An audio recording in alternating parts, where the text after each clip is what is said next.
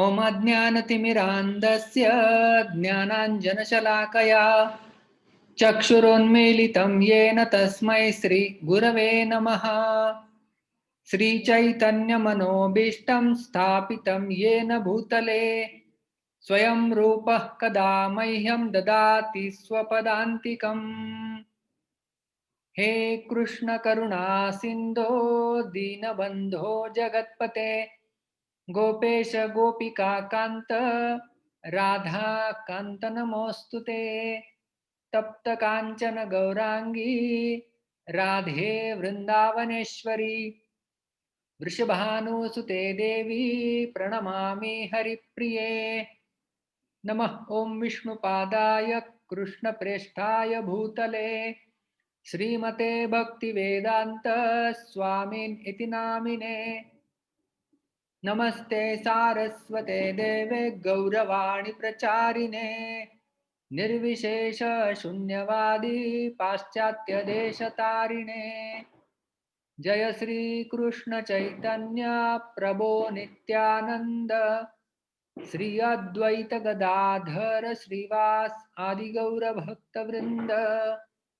हरे कृष्ण कृष्ण कृष्ण हरे हरे हरे राम राम राम हरे हरे। हरे कृष्ण।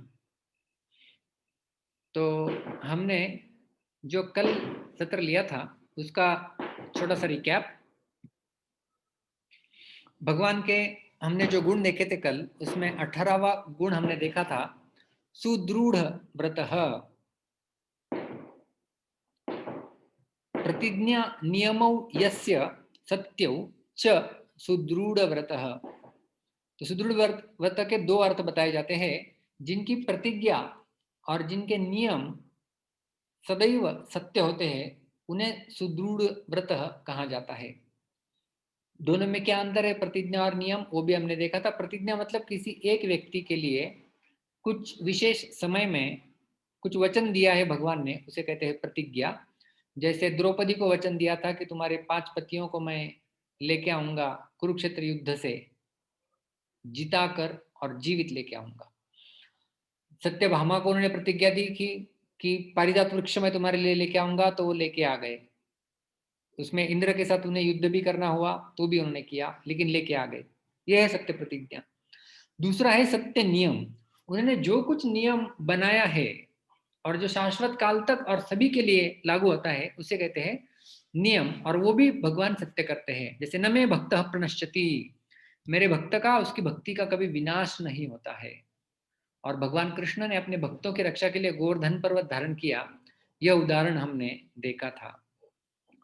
19वां गुण हमने देखा था भगवान का देश काल सुपात्रज्ञ, कि किस प्रकार से भगवान एक अच्छा देश, एक अच्छे काल और सुपात्र व्यक्ति, इनके बारे में जानकारी रखते हैं। और न केवल जानकारी बल्कि तद तद योग्य क्रियाकृति ही, उसके अनुसार भगवान की क्रियाएं भी होती है, यह हमने देखा था। चौथा गुण कल हमने देखा था 20वां, शास्त्र चक्षु, शास्त्रानुसारी कर्मा यह शास्त्र चक्षु स कथ्यते। शास्त्र चक्षु किसे कहा जाता है? जो शास्त्र के अनुसार अपना हर एक कर्म करते हैं उन्हें शास्त्र चक्षु ऐसा कहा जाता है। और कल का आखिरी गुण हमने देखा था शुचि ही, कि भगवान में ये गुण होता है शुचि ही।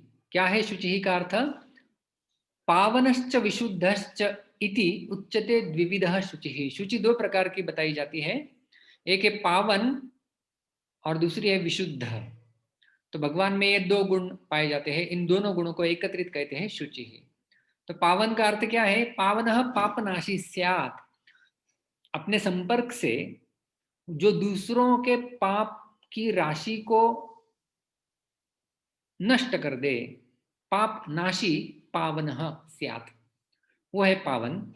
और जिनमें खुद में कोई पाप नहीं है, दूषण नहीं है, कुछ दोष नहीं है, उन्हें कहते हैं विशुद्ध, त्यक्त दूषण। तो यह है भगवान का गुण। और भगवान किस प्रकार से पावन है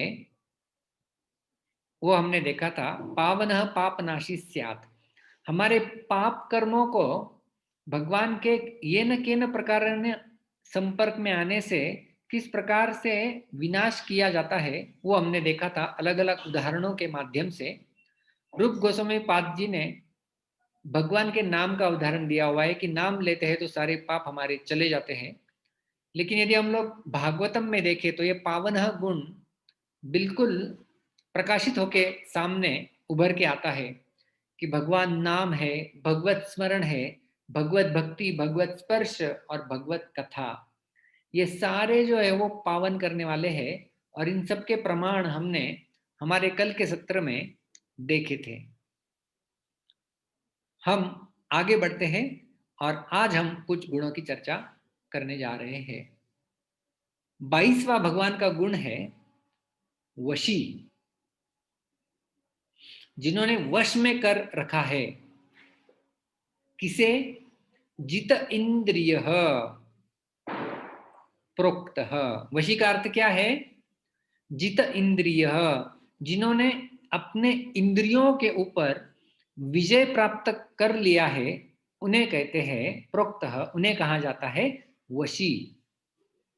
जैसे आपने यह शब्द सुन रखा होगा, वशीकरण करना, मतलब उसे अपने वश में ला लेना। तो यहाँ पर वशी का अर्थ है कि जिन्होंने अपने इंद्रियों के ऊपर विजय प्राप्त कर ली है उन्हें कहते हैं वशी। तो किस प्रकार से अपने इंद्रियों के ऊपर भगवान कृष्ण ने विजय प्राप्त कर लिया है इसका उदाहरण रूप गोस्वामी पाद देते हैं श्रीमद् भागवत के प्रथम स्कंद से।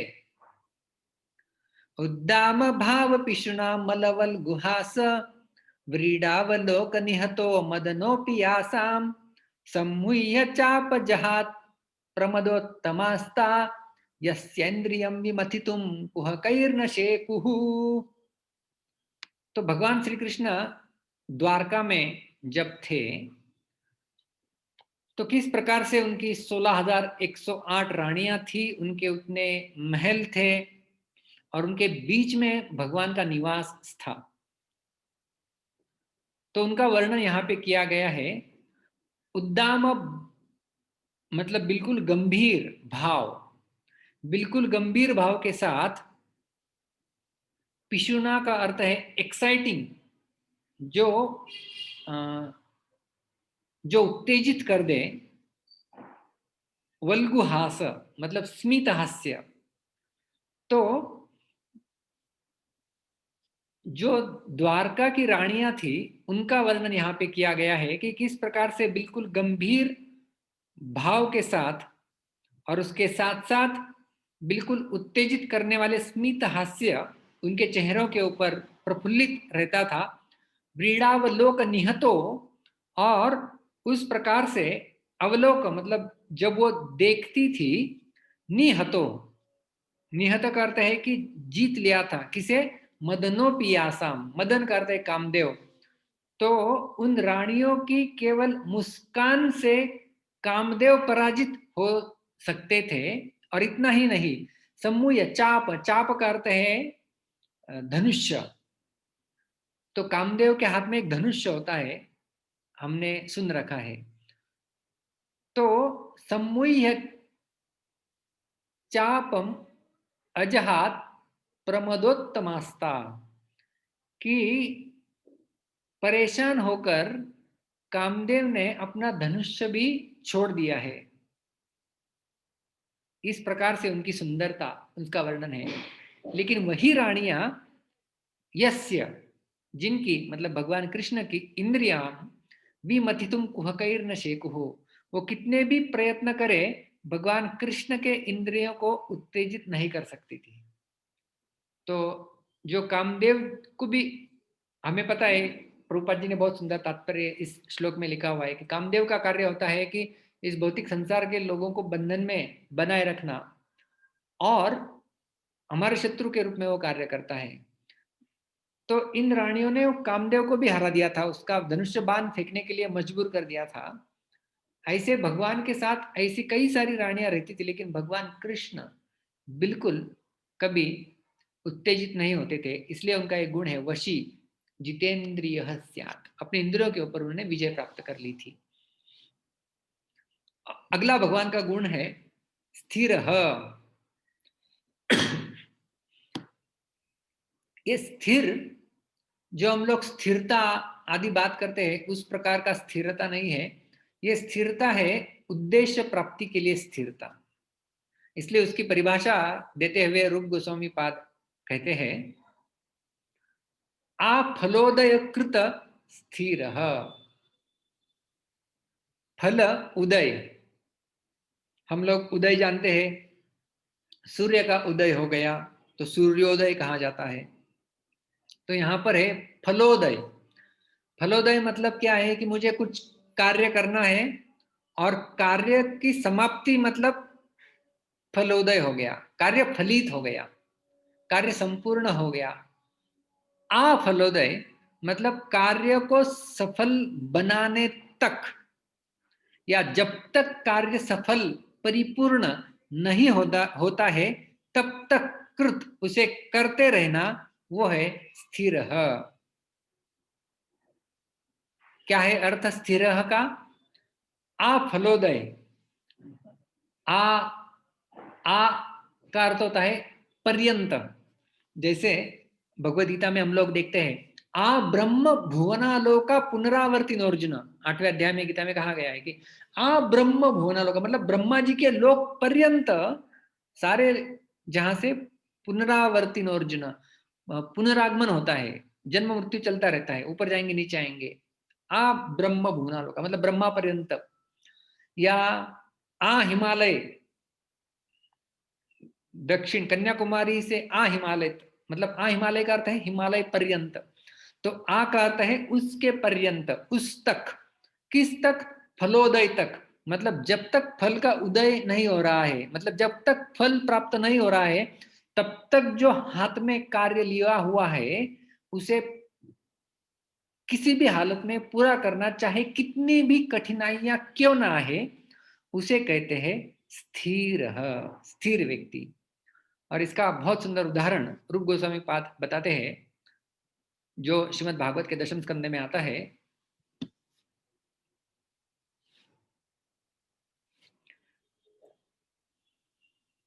निर्वेदमापनवन भ्रमणे मुरारीर नाचिंतयद व्यसनम वृक्ष विल प्रवेशे आहृत्य हंतमणिमेव पुरं प्रपेद स्यात् उद्यमः कृतधियां हि फलोदयांतः। आ फलोदय कृत, यहाँ पर फलोदयांत, फलोदय जब तक प्राप्त नहीं होता तब तक। तो यहाँ पर उदाहरण दिया हुआ है। पहले मैं इस उदाहरण के पीछे एक कथा है छोटी सी, श्रीमद् भागवत के दशम स्कंद के 56वें अध्याय में एक कथा आती है। वो मैं कथा को संक्षेप में आपके सामने प्रस्तुत करूंगा, जैसे हमने कल भी कहा था। और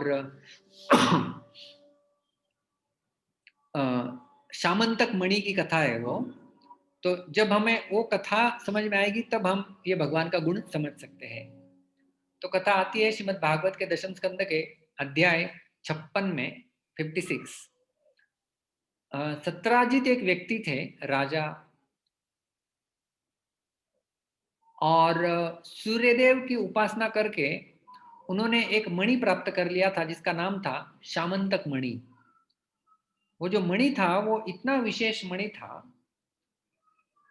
कि हर रोज सत्राजित उसकी पूजा किया करते थे, उसके लिए वेदी बनाई थी। और उस मणि की विशेषता ये थी कि वो हर रोज ढेर सारा सोना उत्पन्न करता था।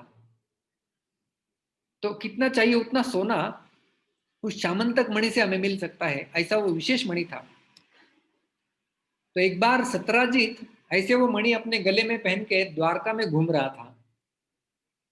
तो सब लोगों को लगा कि अरे, मानो इतना चमक था उस मणि को कि सब लोगों को लगा कि मानो सूर्यदेव ही प्रकट हुए हैं। और सारे लोग द्वारकावासी भगवान कृष्ण के पास जाते और कहते कि सूर्यदेव प्रकट हुए हैं आज द्वारका में।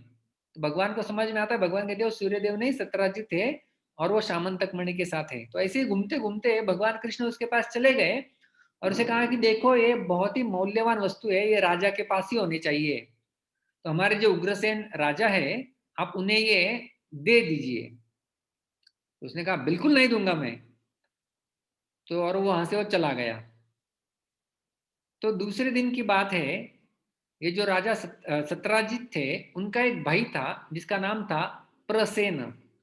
तो ये प्रसेन क्या किया उन्होंने उन्होंने वो मणि अपने गले में पहन लिया और घोड़े के ऊपर बैठ के जंगल में शिकार करने के लिए चले गए। शायद जंगल में अंधेरा रहेगा तो अंधेरे को टॉर्च करके या किस प्रकार से अपना शक्ति का प्रभाव दर्शाने के लिए शायद वो पहन के गए होंगे। तो पहन के जाते हैं तो रास्ते में एक शेर आ जाता है, और शेर क्या करता है, शेर आक्रमण कर देता है इनके ऊपर, और फिर वो घोड़े को भी मार गिरा देते हैं, प्रसेन को भी मार गिरा देते हैं। और शेर ने वो मणि लिया और वहां से भागते भागते भागते हुए गए और एक गुफा के अंदर प्रवेश किया। जैसे गुफा के अंदर प्रवेश किया, वो गुफा थी जामवान की। तो जामवान की गुफा में शेर ने मणि के साथ प्रवेश कर लिया। जामवान ने क्या किया, जामवान ने उस शेर को मार दिया और वो मणि लिया और अपने बच्चे को खेलने के लिए दे दिया। तो अभी बच्चा खेल रहा है उस शामंतक मणि के साथ। अभी पता नहीं कौन सा मणि है, उनको पता क्या, इतना प्रकाश दे रहा है मणि, चलो खेलो, बच्चे को खेल में लगा दिया। तो यहाँ पर अभी प्रसेन वापस नहीं लौटे, तो सत्राजित ने ढिंडोरा पीटना चालू कर दिया कि कृष्ण ने मणि मांगा था मुझे, मैंने मणि नहीं दिया, कृष्ण ने मेरे भाई प्रसेन को मरवाया है। अभी भगवान कृष्ण के ऊपर लांछन लगा रहे थे। तो भगवान कृष्ण फिर कुछ लोगों को लेके ढूंढने के लिए निकल गए, कि पूछा प्रसेन कहाँ, कि कहाँ जाते हुए देखा था। तो सब लोग बोल रहे तो जंगल की ओर गया था मणि पहन के। तो भगवान कृष्ण उस जंगल की दिशा में गए, वन में गए घूमते घूमते। और आगे जब गए तब उन्हें देखा कि वो मरा हुआ प्रसेन का शरीर, मृत शरीर, और वो मृत घोड़े का शरीर वहां पर मिलता है। तो समझ में आता है कि शेर ने शायद शिकार की होगी। तो शेर के अभी पैर को फॉलो करते हुए आगे जाते हैं और देखते हैं कि कोई गुफा है। तो गुफा के अंदर अभी कौन प्रवेश करेगा, क्योंकि डरते हैं ना साधारणतया लोग गुफा में प्रवेश करने से, पता नहीं अंदर क्या होगा। तो लेकिन भगवान कृष्ण ने, वो जो लोग साथ में गए थे उन्हें कहा कि आप बाहर ही रुकिए, मैं जाके अंदर देख के आता हूँ। तो भगवान कृष्ण अंदर चले गए। अंदर देखे तो एक बच्चा खेल रहा था। तो बच्चे के हाथ से भगवान कृष्ण ने लेना चाहा, तो उसकी जो बच्चे की निगाह रक्षा करने वाली एक जो नर्स थी वहां पे, धात्री, वो जोर से चिल्लाने लगी, कौन आया है, कौन आया है। तो जामवन आ गए वहां पे। जामवन ने जैसे देखा ये अजनबी व्यक्ति कौन यहाँ पे आया हुआ है, तो उन्होंने युद्ध प्रारंभ कर दिया, मल्ल युद्ध। और इस प्रकार से बताया गया है श्रीमद् भागवत में कि वो युद्ध 28 दिन तक चलता रहा। और जब आखिर में जामवान, क्योंकि कोई हार ही नहीं रहता, जामवान भी इतने शक्तिशाली थे, वो तो पिछले युग से जीवन जीते आ रहे, राम युग में भी थे। तो फिर जामवान को समझ आ जाता है कि शायद ये मेरे स्वामी भगवान ही है। तो वो शरण आ जाता है और शरण आके कहता है कि ये लीजिए आपका मणि। और इसके साथ साथ जामवान कहता है कि केवल मणि नहीं, मैं मणि के साथ और एक वस्तु आपको दूंगा। और वो थे उनकी लड़की, जिसका नाम था जाम्बवती। तो जाम्बवती भी दे देते हैं भगवान कृष्ण, मणि भी ले लिया, जाम्बवती को भी ले लिया। और जो बाहर खड़े थे ना लोग, भगवान कृष्ण ने खड़ा किया था, वो 12 दिन तक राह देखते रहे। जब भगवान नहीं आए तो वो द्वारका में वापस चले गए और वहां पर प्रार्थना कर रहे थे, भगवान आ जाए आ जाए आ जाए, देवी देवताओं की। तो भगवान वहां पर चले जाते हैं, सत्राजी अपना मणि लेके और जामवती को लेके चले जाते हैं। अब भगवान बुलावा भेजते हैं सत्राजित को, सत्राजित को बुला के लेके आ जाओ। तो सत्राजित आ जाता है वहां पर और सत्राजित को पूरी कहानी बताते हैं, कैसा कैसा हुआ था। प्रसिद्ध जंगल में गया था, फिर शेर ने शिकार की थी, तुम्हारे भाई को मारा है, मैंने नहीं मारा है। और ये मणि फिर ऐसे आगे चल के जामवान के पास गया हुआ था, तो मैं वे लेके आया हूँ, ये लो आपका मणि। तो मणि सौंपा देते सत्राजित को वापस। अभी सत्राजित बहुत शर्मिंदा हो जाता है कि मैंने खाली पीली कृष्ण के ऊपर आरोप लगाया था। फिर वो घर चला जाता है और घर से वापस लौट के आता है, अपनी लड़की को लेके आता है और भगवान कृष्ण को कहते हैं कि ये लीजिए मणि, और उसके साथ साथ मैं अपनी भी लड़की आपको देता हूँ। वो लड़की का नाम था सत्यभामा। तो फिर भगवान कृष्ण के इस श्यामंतक मणि के चक्कर में 2 विवाह हो गए। एक जामवती के साथ और एक सत्यभामा के साथ। और फिर भगवान कृष्ण कहते हैं कि ये मणि आप ही रख लो, मुझे नहीं चाहिए। फिर वो मणि वापस उन्हें दे देते हैं। तो ऐसी ये छोटी सी कथा भगवतम के दशम स्कंद के 56वें अध्याय में आती है। अभी भगवान का स्थिर, स्थिर का अर्थ क्या है? फलोदय कृत स्थिर। जब तक फल प्राप्त नहीं होता तब तक कितने भी कठिनाइयां क्यों ना आए, उस चीज को करने में डटे रहना, वो है स्थिर गुण। तो ये श्लोक अभी हम समझते हैं इस कथा के आधार पे। निर्वेद माप न वन भ्रमणे मुरारी। मुरारी जो भगवान कृष्ण, जिन्होंने मुरा नाम के असुर का वध किया हुआ है। वन भ्रमणे मतलब जंगल में वो चले गए थे ना सर्वप्रथम प्रसेन को ढूंढते ढूंढते। तो न निर्वेदम आप, वो डरे नहीं वन भ्रमण, वहां पर जंगल में जाने के लिए वो डरे नहीं। आगे कहते हैं ना चिंतयत, बिल्कुल चिंता नहीं की, किसकी? व्यसनम रुक्ष विलप प्रवेश। फिर आगे चल के उन्हें गुफा में प्रवेश करना था, तो उस विल प्रवेश मतलब उस गुफा में प्रवेश करने के लिए भी भगवान बिल्कुल डरे नहीं, क्योंकि वो डटे रहे, कितनी भी मुश्किलें क्यों ना आई, इस मणि को प्राप्त करके उन्हें जो इल्जाम लगाया गया था उसे दूर करने के लिए, जो आरोप लगाया गया था उसे दूर करने के लिए भगवान कृष्ण जंगल में जाने से डरे नहीं, गुफा में जाने से डरे नहीं, जामवन से लड़ाई करने से डरे नहीं, और मणि आखिर में हासिल कर कर ही रहे और वो सत्यजीत को दे ही दिया। आहृत्य हंत मणिरे व पुरम प्रपेद, मणि लेकर ही वापस वो पुरम मतलब द्वारकापुरी में प्रवेश किया। स्यात् उद्यम कृत धियाम ही फलोदयांत। जो महान लोग हैं उनकी ये पहचान होती है कि जब तक फल प्राप्त नहीं हो जाता तब तक वो कार्य को कभी आधा अधूरा छोड़ते नहीं है। यह उनका गुण बताया जाता है।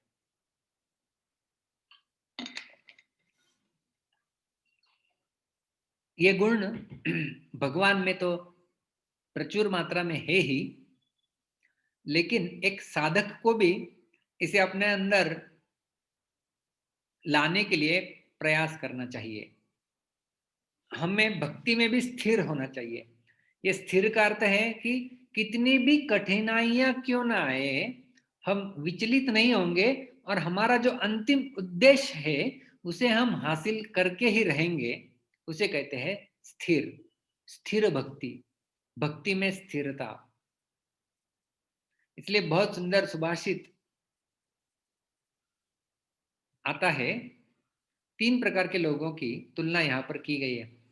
प्रारभ्यते न खलु विघ्न भये न नीचय, प्रारभ्य विघ्न विहिता वीरमन्ति मध्याः, विघ्नैः पुनः पुनरपि प्रतिहन्यमाना, प्रारब्धम उत्तम जना न परित्यजन्ति। 3 प्रकार के लोग हैं। एक है नीचे ही मतलब सबसे निम्न श्रेणी के, मध्य थोड़े ऊपर की श्रेणी के, और उत्तम जना सबसे उत्तम लोग। तो ये 3 श्रेणियों का बारे में वर्णन किया गया है। तो आप खुद को जांच कर सकते हैं कि हम कौन सी श्रेणी में हैं। कैसे समझने का? प्रारभ्यते न खलु विघ्न भये न नीचे है, कि ये इस मार्ग के ऊपर मैं जाऊंगा तो बहुत सारे विघ्न आने वाले हैं, इसलिए वो न प्रारभ्यते, कार्य को शुरू ही नहीं करेंगे। वो है सबसे निम्न श्रेणी के लोग, कि बहुत कठिनाइयां हैं, बहुत विघ्न आने वाले हैं, छोड़ दो, शुरू ही नहीं करेंगे। तो वो है सबसे निम्न श्रेणी के लोग। प्रारभ्य मध्यम श्रेणी के लोगों के बारे में कहा जाता है कि वो कार्य प्रारब्ध तो कर देते हैं, प्रारंभ हो जाता है, शुरुआत कर देते हैं, लेकिन विघ्न विहिता वीरमंती, जैसे ही विघ्न आ जाए वो कार्य को छोड़ देते हैं, जिसे कहते हैं हम लोग आधा अधूरा छोड़ देना। तो सबसे निचली निम्न श्रेणी के लोग हैं वो तो शुरू ही नहीं करते हैं, विघ्न भये न। और जो मध्यम श्रेणी के लोग हैं, विघ्न विहिता वीरमती, विघ्न जब आ जाते हैं तब कार्य को विराम दे देते हैं। और अगली और आखिरी श्रेणी वो कहते हैं विघ्न ही, विघ्नों के द्वारा पुनः पुनरपि प्रतिहन्यमाना, पुनः पुनः बार बार कितने सारे विघ्न आते रहेंगे आते रहेंगे आते रहेंगे। प्रारब्धम, जो प्रारंभ किया हुआ कार्य है, उत्तम जनाः न परित्यजन्ति, जो उत्तम जन है, उत्तम श्रेणी के लोग हैं, वो कभी उसका त्याग नहीं करते।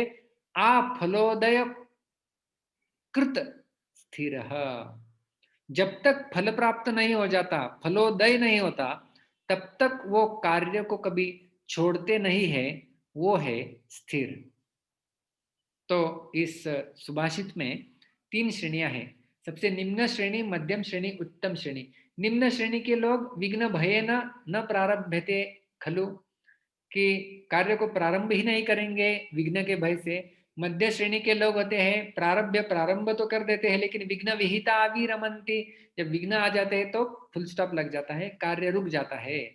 और विघ्न ही है पुनः पुनरपि प्रतिहन्यमाना, विघ्न कितने भी बार बार पुनः पुनः क्यों ना आए, प्रारब्धम, शुरू किया हुआ कार्य उत्तम जना न परित्यजन्ति, उत्तम जन कभी उसे छोड़ते नहीं है। तो हमें उत्तम बनना है, उत्तम भक्त बनना है ना हमें। तो उत्तम भक्त, उत्तम श्रेणी के भक्त बनना है। तो जो कार्य हम लोग प्रारंभ किए हैं उसे आखिर तक लेके जाना है, करके ही रहना है। और इसके लिए हमारे कुछ सेमिनार्स में मैं इस उदाहरण को प्रयोग करता हूं। आ फलोदय कृत स्थिर, इसे हम समझ सकते हैं स्टिकिंग लाइक अ पोस्टेज स्टैम्प। जैसे आप कुछ लिफाफा है उसके ऊपर पोस्टेज स्टैंप लगा देते हैं और पत्र भेज देते हैं, तो ये जो चिपका हुआ रहता है पोस्टेज स्टैंप एनवलप को, जब तक वो अपने उद्देश्य तक नहीं पहुंच जाता, जहां पर आपने पता लिखा हुआ है, जब तक नहीं पहुंच जाता तब तक उससे वो निकलता नहीं है। तो उसी प्रकार से हमारा जो ध्येय है जिसे हम प्राप्त करना चाहते हैं, उसके साथ उस पोस्टेज स्टैम्प की तरह चिपके रहो, जब तक आखिर तक नहीं चले जाते तब तक लगे रहना है। तो श्रील प्रभुपाद जी की भाषा में, जब तक भगवान के धाम में नहीं पहुंच जाते तब तक भक्ति के विधि में कितने सारे विघ्न क्यों ना आए, उसे हमें छोड़ना नहीं है। जैसे भगवान स्वयं नहीं छोड़ते हैं। और वो कथा पूरी हमने देखी कि किस प्रकार से मणि को प्राप्त करके ही रहे भगवान, और ये भगवान का विशेष गुण है, स्थिर। अगला भगवान का 24वां गुण हम देखते हैं, वो है दांत। सदांतो, उसको दांत कहा जाता है।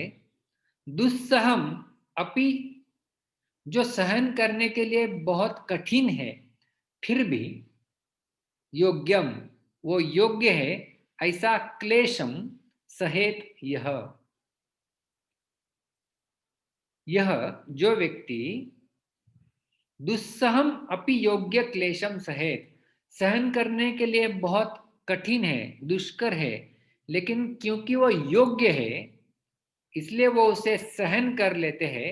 सह दांत, उस व्यक्ति को दांत कहा जाता है। तो क्लेश सहन करना जो योग्य है, जैसे जब हम एकादशी व्रत का पालन करते हैं, तब भी कुछ भक्त यदि निर्जल करते हैं, तो जब निर्जल एकादशी हो रही है तो क्लेश है, लेकिन वो क्लेश योग्य है, इसलिए उसको सहन करना चाहिए।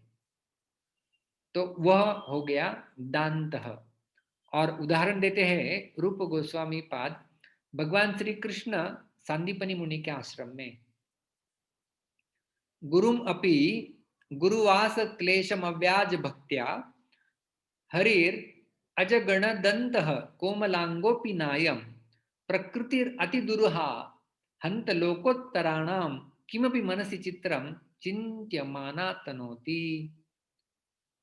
भगवान श्री कृष्ण जब गुरुवास, मतलब सांदीपनि मुनि गुरु इनके आश्रम में अवंतीपुर में थे, गुरुम अपि, अब ये गुरु का अर्थ होता है बड़ा, गुरुम अपि जैसे गुरु मतलब हेवी हम लोग जो बोलते हैं, तो गुरु यहाँ पर एक अर्थ है गुरु का, वो है बड़ा। तो गुरुम अपि, कितने भी बड़े विघ्न वहां पर क्यों न आए, स क्लेश, जो क्लेश आए भगवान कृष्ण भक्त्या, अव्याज भक्त्या, उनकी जो भक्ति थी अपने गुरु के प्रति, कोमलांगोपि, भगवान श्री कृष्ण, हालांकि उनके अंग बिल्कुल कोमल है, लेकिन फिर भी उन्होंने बहुत सारे कष्ट सहे गुरुकुल में। और इसका वृत्तांत दशम स्कंद में भी आता है कि किस प्रकार से सुदामा जब भगवान श्री कृष्ण से मिलने के लिए गए थे, तब वो दोनों एकत्रित बैठ के अपने आश्रम के दिनों को याद करते थे, गुरु के आश्रम के, कि किस प्रकार से हम लकड़ी लाने के लिए जाते थे, बहुत सारी वर्षा चालू हो गई और वो कठिनाई में भी वो लकड़ी लेके आ गए गुरु के लिए।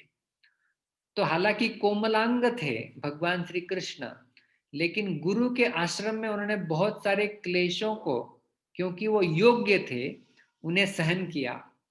और एक सिद्धांत यहाँ पे बताया गया है कि प्रकृति, ये तो स्वभाव ही होता है किसका, लोकोत्तराणाम, जो उत्तम लोग है, जो हमने पिछले श्लोक में जैसे देखा था कि जो उत्तम लोग है, जो महान लोग होते, उनका ये प्रकृति, उनका ये स्वभाव ही होता है कि वो ऐसे बड़े क्लेश को, जो योग्य है, उसे सहन करने की क्षमता रखते हैं। तो ये है भगवान का गुण दान्तः। अगला हम गुण देखते हैं भगवान का क्षमाशील, बहुत महत्वपूर्ण गुण है और आशा प्रदान करने वाला गुण है क्षमाशील।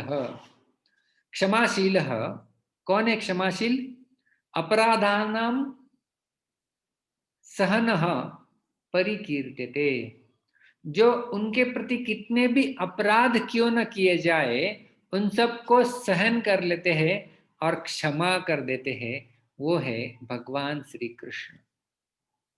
क्षमाशीलो अपराधानां सहनः परिकीर्त्यते,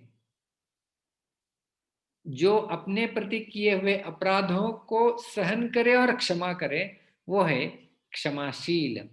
और उदाहरण के तौर पे रूप गोस्वामी पाद दो उदाहरण बताते हैं। रघुवर यद भूस्त्वम तादृशो वायसस्य, एक कौवे की कहानी है यहाँ पे। वायस का अर्थ है कौवा। एक कौवे को प्रभु रामचंद्र जी ने क्षमा कर दिया था। प्रणत इति दयालु यच्च चैद्यस्य कृष्ण, तो राम जी की क्षमाशीलता और भगवान श्री कृष्ण की क्षमाशीलता वो बता रहे हैं कि चैद्यस्य, चैद्य मतलब शिशुपाल, तो शिशुपाल को कृष्ण की क्षमा और कौवे को प्रभु रामचंद्र जी के द्वारा की गई क्षमा।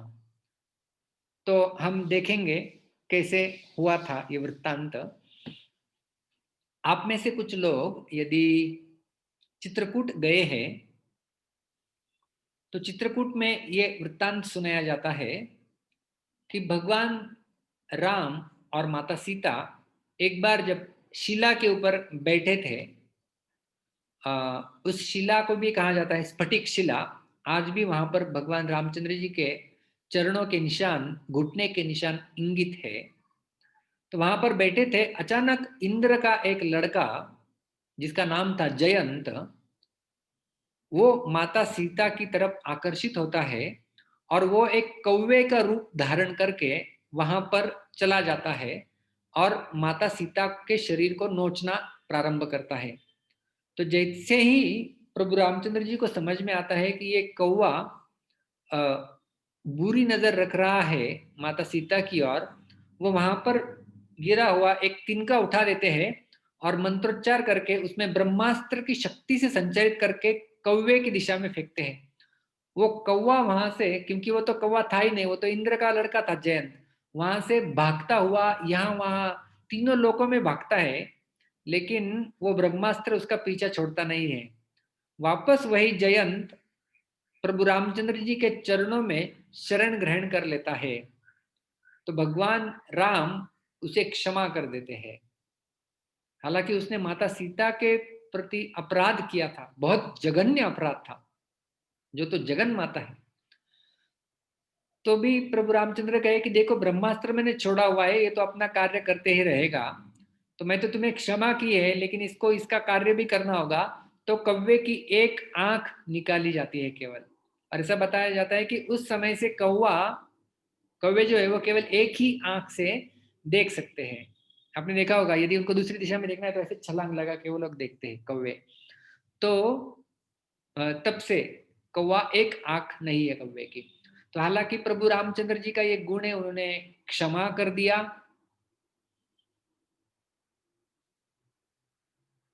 जो रूप गोस्वामी पाद जी ये उदाहरण दे रहे हैं। और दूसरा उदाहरण रूप गोस्वामी पाद देते हैं शिशुपाल का, कि उसने भी कितने सारे अपराध भगवान श्री कृष्ण के प्रति किए थे। वो गिन के गाली देता था, सोचिए। और जन्मतः उसका यही उद्योग था, भगवान श्री कृष्ण में दोष ढूंढना और उन्हें गालियां देना। तो भगवान श्री कृष्ण ने उसे क्षमा तो कर दिया था, क्योंकि कुछ करते ही नहीं थे भगवान। तो जब राजसूय यज्ञ के समय जब शिशुपाल एक्सटेसी में चला जाता है गाली देते देते, कि वो गिनती करना भूल जाता है, तो 100 से भी ऊपर जब गाली देता है, तब भगवान श्री कृष्ण अपने सुदर्शन चक्र से उसका सिरच्छेद कर देते हैं। इतना ही नहीं, कैसे समझता है कि भगवान कृष्ण ने उसे क्षमा कर दिया था? भगवान श्री कृष्ण ने उसे मुक्ति प्रदान की। सबके सामने जो आत्मा थी शिशुपाल की, वो आत्मा भगवान के शरीर में विलीन हो जाती है। तो सायुज्य मुक्ति भगवान कृष्ण ने एक असुर को प्रदान की। तो ये है भगवान का इतना दिव्य गुण, वो क्षमा कर देते हैं, अपने प्रति किए हुए अपराधों को सहन कर लेते हैं। क्षमाशीलो अपराधानाम सहनः परिकीर्त्यते। और भी यदि उदाहरण देखने हैं हमें, तो चैतन्य भागवत में ये कथा आती है कि सरस्वती नदी के तट पे कुछ साधु पुरुष ऋषिगण एकत्रित हुए थे।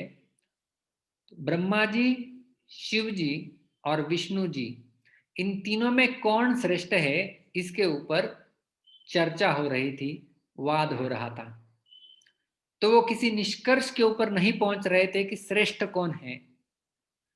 तो फिर भृगुमुनि, जो कि ब्रह्मा जी के मानस पुत्र है, उन्हें ये कार्य सौंपा गया कि आप निष्कर्ष निकाल लीजिए और हम सबको बताइए कि इन तीनों में सर्वश्रेष्ठ कौन है। तो भृगु जी कार्य हाथ में ले लेते हैं, और उनमें भी ये गुण था स्थिर, कि कितने भी सारे विघ्न क्यों न आए, कि आप फलोदय कृत स्थिर, जब तक फल नहीं प्राप्त कर लेता, ढूंढ नहीं लूं कि कौन श्रेष्ठ है, तब तक छोड़ूंगा नहीं। तो भृगु भृगु जी लग गए अपनी मिशन में, प्रोजेक्ट मिल गया। सबसे पहले चलो, charity begins at home. Brahma ji के पुत्र है, चलो ब्रह्मा जी के पास ही चलते हैं।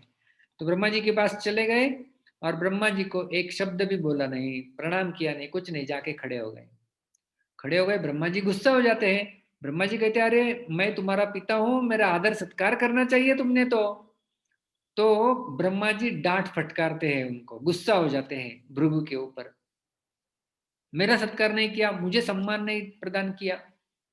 तो इस प्रकार से वाचिक अपराध करते हैं भृगु ब्रह्मा जी के प्रति। तो भृगु वहां से भाग निकलते हैं, कहते हैं कि चलो ये तो सर्वश्रेष्ठ नहीं हो सकते, इतना गुस्सा कर रहे हैं, बाप रे बाप। तो आगे चले जाते हैं शिव जी के पास, शिवलोक में, कैलाश पर्वत पर। तो शिव जी को मिलते हैं, और जैसे ही मिलते हैं बुरे भले शब्द बोलना प्रारंभ करते हैं। क्या शिव जी, आप भी ऐसे यहाँ वहां की स्मशान की भस्म लगाए घूमते हो? कुछ थोड़ा अच्छा कपड़े तो पहनो। ये मृग चर्म मारे हुए मृग का कुछ चर्म पहन के रखते हैं, कुछ पहनने के लिए कपड़े नहीं, गले में भी सर्प लेके घूमते हैं, डर लगता है आपको देख के? ऐसा क्या रहते हो आप? तो जैसे ऐसा बोला, शिवजी गुस्सा हो गए। शिवजी ने लिया अपना त्रिशूल और उसको मारने वाले थे भृगु को, भृगु वहां से रफू चक्कर भाग जाते हैं। तो कहते कि नहीं भाई, ये भी जो है वो बड़े नहीं हो सकते, इतना गुस्सा, बाप रे बाप, जान बच गई मेरी आज तो ऐसे सोच रहे थे भृगु। तो शिव जी के प्रति उन्होंने अ, क्षमा करना, ब्रह्मा जी के प्रति उन्होंने मानसिक अपराध किया था निग्लेक्ट करके, और शिव जी के प्रति उन्होंने वाचिक अपराध किया था, भला बुरा शब्द कह के। अभी वो चलते हैं, चलो तीसरे बाकी है, चलो उनके पास चलते हैं। तो वो पहुंच जाते हैं विष्णु जी के पास क्षीर सागर में, जहां पर लक्ष्मी जी विष्णु की चरण सेवा में लगी हुई थी।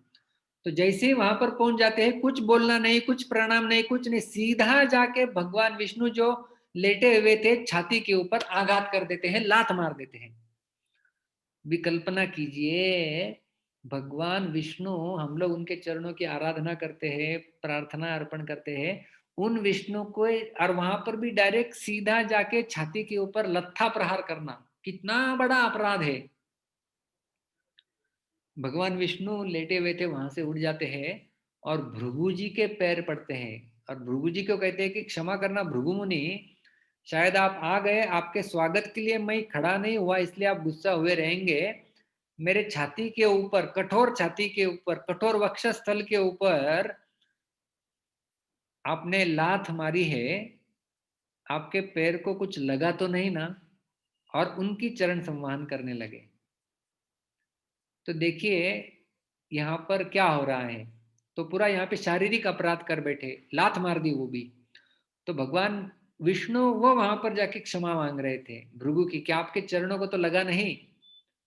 और फिर भृगु को समझ में आ गया कि यही है सर्वश्रेष्ठ व्यक्ति। वो साबित कर देते हैं, सरस्वती नदी के तट पे जाके सबको बताते हैं कि सर्वश्रेष्ठ यदि आपको किसी की आराधना करने हैं, आराधना नाम सर्वेशाम विष्णुर आराधनम परम, सारे आराधनाओं में सर्वश्रेष्ठ है विष्णु की आराधना।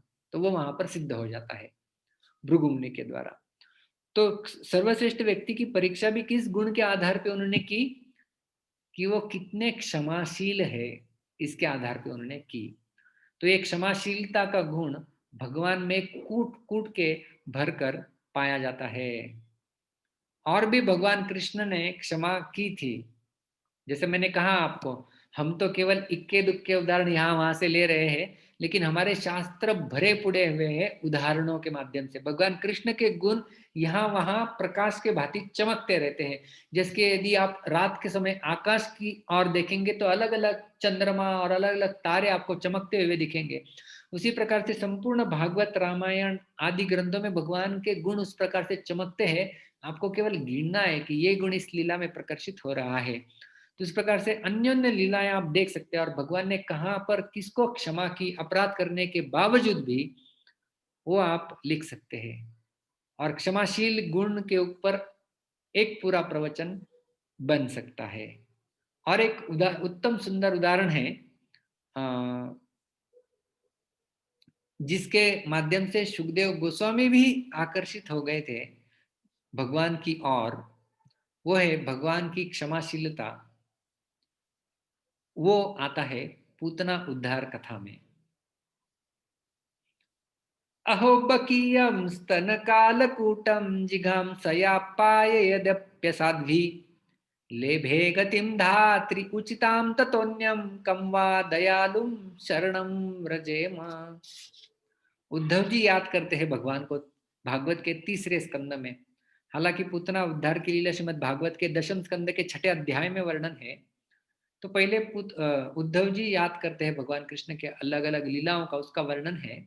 अहो, कि क्या विशेष बात है, बकी, बकासुर की ये बहन जिसको कहते हैं बकी, स्तन कालकूटम, अपने स्तनों के ऊपर कालकूट नाम का विष लगा के आई थी, जिसको केवल सूंघने से बड़ा व्यक्ति, बड़े से बड़े दिग्गज शक्तिशाली व्यक्ति भी धाराशायी हो जाएगा। वो आई थी असाध्वी, बिल्कुल साधु गुण उसमें नहीं था। जिघांसया, किसके लिए आई थी? कृष्ण का वध करने के लिए आई थी। तो भगवान कृष्ण ने तो स्तनपान किया ही, उसके साथ साथ उसके प्राणपान भी किया।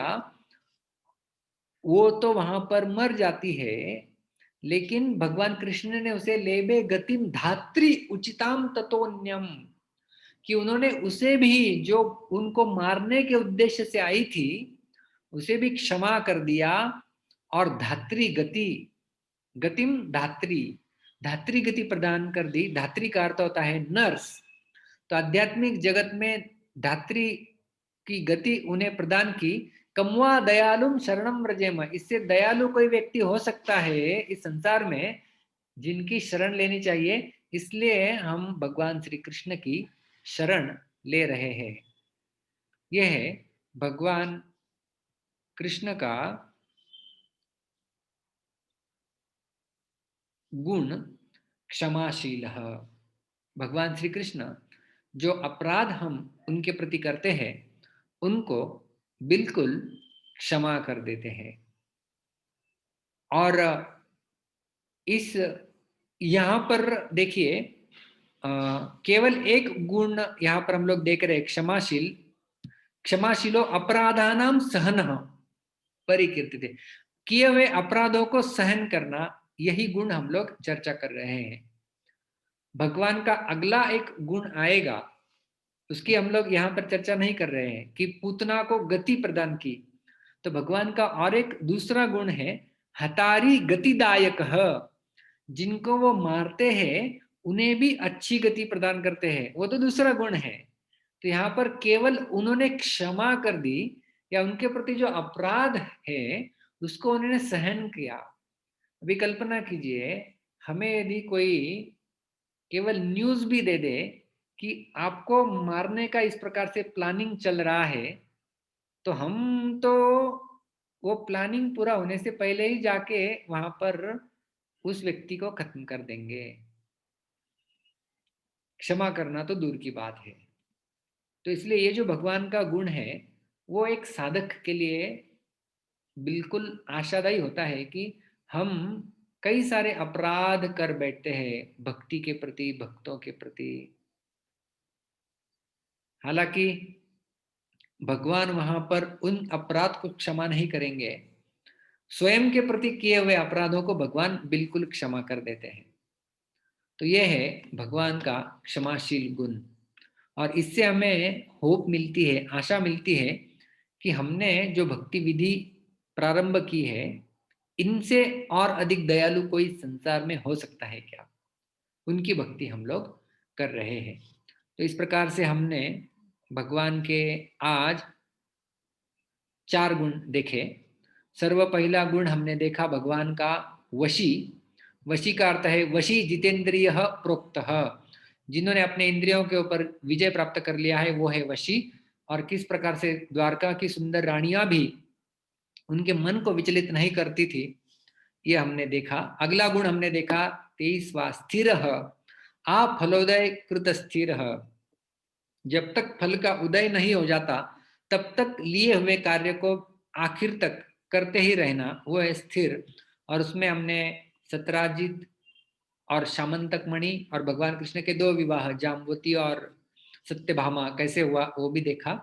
और उसके आधार पे 3 श्रेणियों के लोग, नीचला, मध्यम और उत्तम, ये हमने देखा कि जो निचले व्यक्ति है वो विघ्नों के भय से कार्य को शुरू ही नहीं करते, मध्यम व्यक्ति कार्य तो शुरू कर देते हैं लेकिन विघ्न आने के बाद छोड़ देते हैं, और उत्तम लोग वो होते हैं कि कितने सारे विघ्न बार बार क्यों ना आए, लिया हुआ कार्य को पूर्णता तक पहुंचा भी देंगे। जिस प्रकार से पोस्टेज स्टैंप होता है जो एनवलप के ऊपर चिपक जाता है, तो जब तक गंतव्य स्थान तक नहीं पहुंच जाता तब तक वो निकलता नहीं है। 24वां गुण हमने देखा भगवान का दांत, स दांतो दुस्सहम अपि योग्यम क्लेशम सहेत यह। जो व्यक्ति योग्य प्रकार का जो क्लेश है जिसे सहन करना बहुत कठिन है उसे भी सहन कर लेता है। और उसके लिए भगवान कृष्ण हालांकि कोमलांग थे, लेकिन गुरुवास जब चल रहा था तो कई सारे क्लेशों को उन्होंने सहन किया। और आखिरी 25वां गुण हमने देखा भगवान का क्षमाशील। क्षमाशीलो अपराधानाम सहन परिकीर्त्यते, जो अपने प्रति किए हुए अपराधों को क्षमा कर देते हैं। इसके लिए रूप गोस्वामी पाद का जो उदाहरण था, कौवे को प्रभु रामचंद्र जी के द्वारा क्षमा और शिशुपाल को भगवान श्री कृष्ण के द्वारा क्षमा। और क्षमाशीलता के आधार पे ही भृगु मुनि ने सर्वश्रेष्ठ भगवान विष्णु का श्रेष्ठत्व स्थापित किया, और किस प्रकार से पूतना को भी भगवान कृष्ण ने, जो उन्हें मारने के लिए आई थी, उसे भी क्षमा कर दिया और उसे अच्छी गति प्रदान कर दी। तो इस प्रकार से हमारे आज 4 गुण और कुल मिला के 25 गुण यहाँ पे हमारे हो जाते हैं। आज के लिए हम यहीं पे विराम देंगे। किसी का कोई प्रश्न है तो आप पूछ सकते हैं।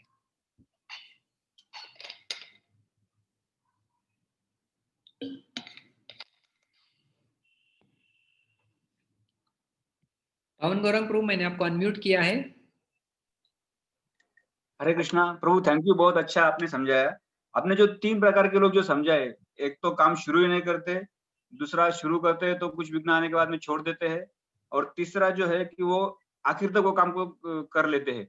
तो यहाँ से शुरू जो पहला स्तर से लेके तीसरे स्तर तक कैसे जाना है, उसके कुछ टिप्स है क्या प्रभु? उसके टिप्स देंगे तो थोड़ा अच्छा रहेगा। भक्ति में भी उसका यूज कर सकते हैं। हाँ, बहुत अच्छा प्रश्न है और उसके लिए बहुत बड़ा उत्तर भी है। लेकिन जैसे अ, आपने सुना होगा, एक संस्कृत में शब्द है आरंभ शूर।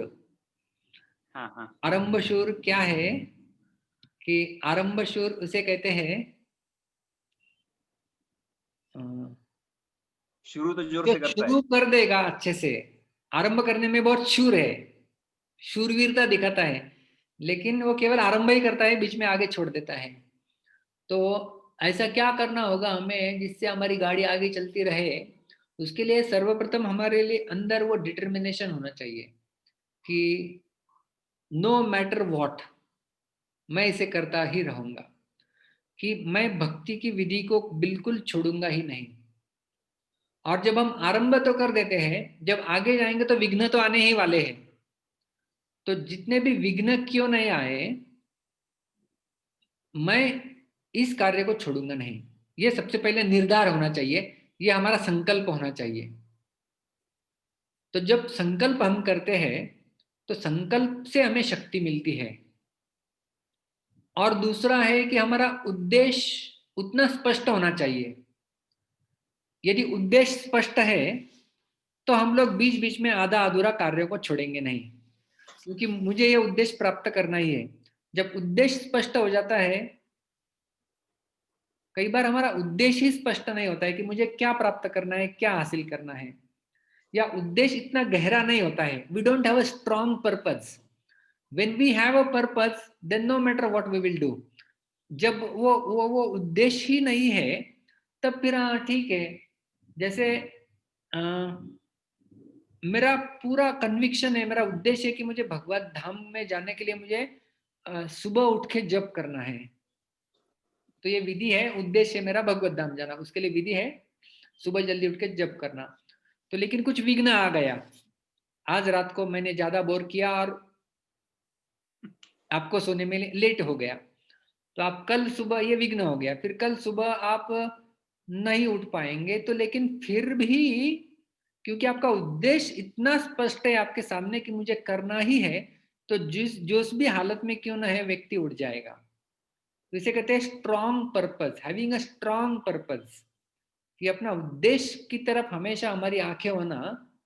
तो कितनी भी कठिनाइयां आ जाएगी ना, वो कठिनाइयां आके चली जाएगी, हमें विचलित नहीं कर सकती।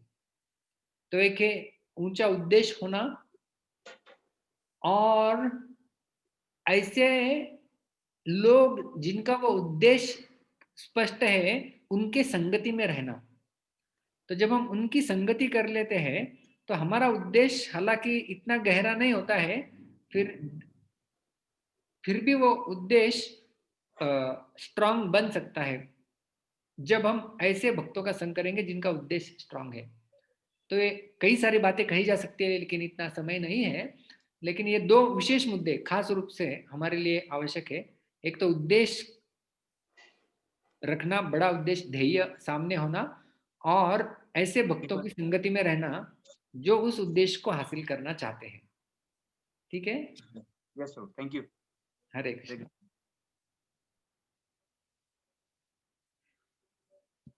जेवरकर प्रभु, अनम्यूट किया है मैंने आपको। कृष्णा प्रभु। हरे कृष्णा। प्रभु दंडवत प्रणाम। मेरा प्रश्न क्षमा के ऊपर है।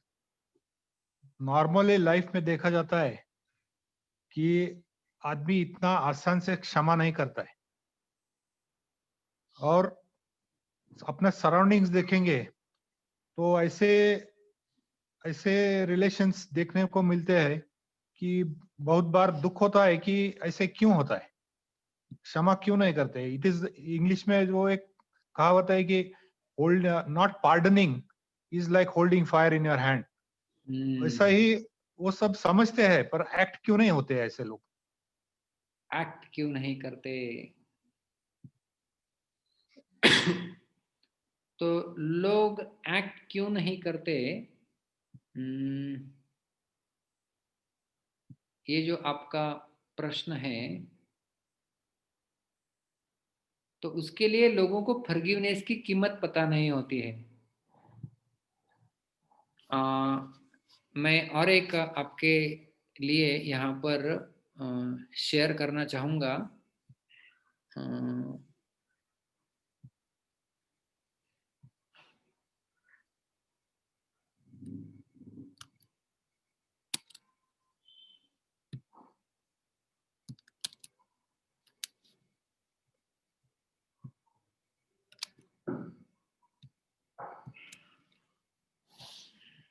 ये आपको स्क्रीन दिख रही होगी थोड़ी बहुत। तो forgiveness is a choice, it's not a feeling. जो आप प्रश्न पूछ रहे हैं कि ये लोग ऐसा क्यों करते हैं, because they don't choose to forgive. We can choose to forgive. हम क्षमा करने के लिए हम कर सकते हैं, और उन्हें क्षमा का महत्व नहीं पता है, क्योंकि जब तक हम क्षमा नहीं करेंगे तब तक पीस ऑफ माइंड हमें मिल ही नहीं सकता है। Right? The weak can never forgive, forgiveness is the attribute of the strong. ये महात्मा गांधी इनका कोट है, जो मैं आपको दिखा रहा हूँ अभी यहाँ पे। और is forgiveness is the oil of relationships. ये हमारे संबंधों को दृढ़ करने के लिए चाहिए ही चाहिए। And forgiveness is not an occasional act, it's a constant attitude that need to be developed. ये हमें विकसित करनी होगी। तो आप जो बोल रहे हैं ना, जो लोग नहीं करते तो उन्हें महत्व नहीं पता है क्षमा का।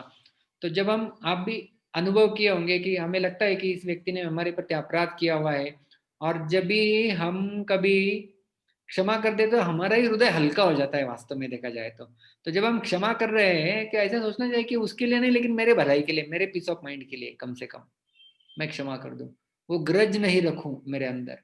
तो जितना ग्रज रहेगा, जैसे आपने उदाहरण दिया, holding the burning charcoal in your hand, अपने हाथ में ही गरम कोयला रखने के समान है।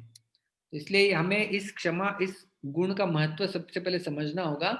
और भगवान में भी ये है, तो हम उन भगवान के सेवा कर रहे हैं जिनमें ये गुण है, तो हम उनसे प्रार्थना कर सकते हैं कि ये गुण हमें भी आए। और क्योंकि उनमें है, हमें भी कुछ मात्रा में है, हमें चयन करना है उसका पालन करने के लिए। तो प्रभु जी, ये बराबर है क्या कि सपोज ये नहीं हो रहा है तो ऐसे लोगों से दूर रहना अच्छा है? मतलब आपका कहना है कि दूसरा व्यक्ति जो हमें क्षमा नहीं कर रहा है उसके बारे में बात कर रहे हैं आप? खुद के बारे में भी अगर नहीं जमता है, और ऐसा वो कभी भी सामने सामने आएंगे तो नहीं जमता है। हाँ ठीक है ना, लेकिन क्षमा करना मतलब वो बाहरी दृष्टिकोण से नहीं, वो अंतरंग है। ठीक है, नहीं जमता है, ऐसा हो सकता है कि नहीं जम रहा है, लेकिन मन में तो नहीं रखना है। मन से तो क्षमा कर देना है अपनी ओर से कि मैंने तो क्षमा कर दिया है, ball is in his court now. Correct, एक बार बोल के हो सकता है, पर ऐसे लोगों से दूर रहना ही एक सोल्यूशन हो सकता है क्या? हो सकता है, हो सकता है। ओके, धन्यवाद। हरे कृष्णा। आखिरी प्रश्न लेंगे। साहू, साहू जी मैंने अनम्यूट किया है आपको।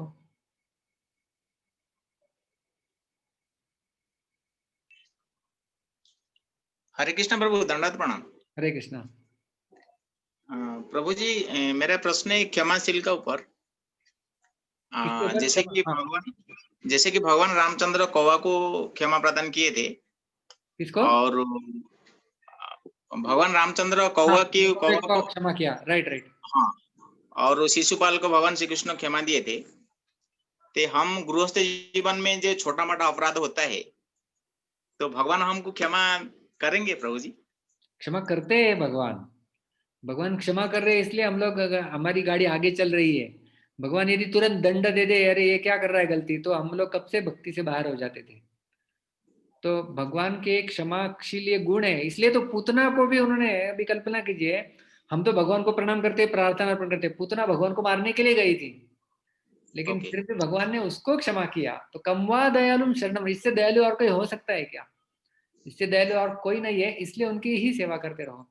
और जो उदाहरण है ना कि शिशुपाल का और कौवे का, तो हम तो Yes. भगवान कृष्ण के असीम भक्त बनना चाहते हैं। जीव गोस्वामी पाद टीका में उसके उसी श्लोक की टीका में लिखे हुए है, मैं मेरा बताना रह गया, वो ये थे कि देखो रामचंद्र जी ने क्या किया, वो कौवे को क्षमा कर दिया, लेकिन भगवान कृष्ण ने शिशुपाल को केवल क्षमा नहीं किया, उसे मुक्ति भी दे दी। कौवे को मुक्ति नहीं मिली रामचंद्र जी के द्वारा। अच्छा। भगवान कृष्ण रामचंद्र जी से भी और अधिक क्षमाशील है, और हम उनकी भक्ति कर रहे हैं, तो हमें ये चेतना होनी चाहिए दो प्रकार की। एक तो ये चेतना नहीं कि अरे हमारे स्वामी कृष्ण है, वो क्षमाशील है, मैं कुछ भी करूंगा तो क्षमा कर देंगे, चलो अपराध कर लो, टेंशन नहीं। ये चेतना बिल्कुल नहीं होनी चाहिए। हमें ओके। उनका केयरफुल होना चाहिए कि मेरे से अपराध नहीं हो, हाँ। और हमें भी उस क्षमाशील गुण का विकास अपने अंदर करने के लिए प्रयास करना चाहिए। लेकिन प्रभु जी गृहस्थ जीवन में रहते हुए भी छोटा मोटा अनजान में भी हो जाता है अपराध ऐसा? हाँ, तो जैसे हम लोग सेवा करते हैं, तो सेवा के पश्चात अपराध शोधन मंत्र भी होते हैं कि प्रामाणिक हृदय से सोते समय भगवान को क्षमा मांग लेना कि दिन के कार्य करते समय मेरे से यदि कुछ गलती हो गई होगी, ओके। जानते अजानते हुए, तो भगवान मुझे कृपया क्षमा कर देना। तो ये क्षमा याचना करना, प्रार्थना करना, ये हमारे भक्ति का एक अंग भी होना चाहिए। यस प्रभु। ठीक है। तो ओके हम प्रभु जी। लोग, और एक प्रश्न प्रभु जी, आप जो स्टाम्प बताए ना, एनवलप के ऊपर जो स्टाम्प लगाते हैं, तो हमको स्टाम्प जैसे चिपक रहे ना भगवान धाम जाने के लिए बहुत हाँ अच्छा लगा प्रभु जी। क्योंकि हमको स्टाम्प का जैसा बन के रहना, डटे रहना है। हाँ, चिपके रहना है बस, टाइम को और कुछ नहीं करना होता है। वो एनवलप उसे लेके जाता है कहीं ना कहीं, कहीं ना कहीं आखिर तक वो चिपका ही रहता है। वो एनवलप हाँ। में से पढ़ के फेंक देंगे कचरे के डिब्बे में, तब भी वो एनवलप चिपका ही रहता है, स्टैम्प एनवलप, यस। है कि नहीं? हाँ, ओके प्रभु जी। तो उस प्रकार से हमें भी लगे रहना है। ओके, हरे कृष्ण प्रभु, धन्यवाद। हरे कृष्णा। तो और भी प्रश्न है शायद किसी के, लेकिन समय काफी हो गया है, हम लोग यहाँ पे रुकेंगे। हम कल नहीं मिलने वाले हैं, कल शनिवार है, कल छुट्टी का दिन है। आप रिवीजन कर लीजिए जो मैं बता रहा हूँ होमवर्क, ऐसे ऐसे अलग अलग गुणों को आप ढूंढ के रखिए। आप शेयर भी कर सकते हैं चाहिए तो, आपको ऐसे और कुछ मिलते हैं तो। और मिलेंगे फिर हम लोग परसों के दिन रविवार को ठीक 7:50 को। बहुत बहुत धन्यवाद। हरे कृष्णा। ग्रंथराज श्री भक्ति रसामृत सिंधु की जय। श्रील रूप गोस्वामी पाद की जय। श्री प्रभुपाद की जय। हरे कृष्ण।